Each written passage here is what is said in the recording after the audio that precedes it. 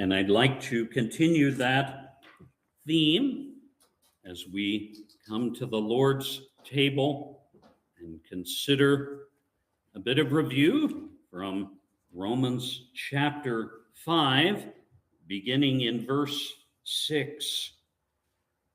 For while we were still helpless, at the right time, Christ died for the ungodly. And even there, I should get a little more momentum, but it's just such a great reminder. We were helpless. That is, unable to help ourselves, unable to save ourselves, unable to merit anything before God.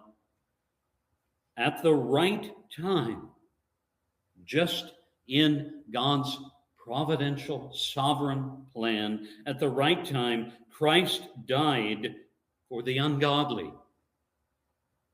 Wait a minute. Didn't he die for the religious people, the godly people, the good people? Well, there aren't any good people. He died for the ungodly. And it is, again, one of those wonderful ironies of the gospel that as we realize we are unworthy, it is when we receive his mercy.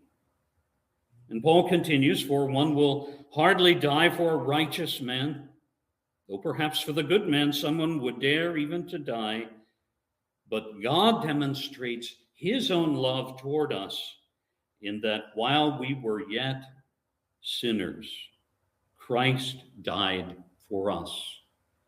When we were in rebellion against him, when we were going against his commandments, neglecting to do what he commands and doing what he forbids, it was then that God extended his grace and his mercy to us.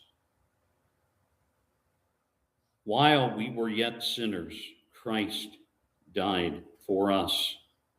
Much more then, having now been justified by his blood, by his sacrifice of himself, pouring out his life for us, having now been justified by his blood, we shall be saved from the wrath of God through him. For if while we were enemies, we were reconciled to God through the death of his Son, much more, having been reconciled, we shall be saved by his life. The life that he lived on the earth credited to us as righteousness, and the life that he lives now in heaven, interceding for us. And not only this, but we also exult in God through our Lord Jesus Christ, through whom we have now received the reconciliation. This is what is unique to us. And even there, note, it didn't say we have earned the reconciliation, we have obtained. No, we have received the reconciliation. This is something God himself did through our Lord Jesus Christ because of his mercy to us.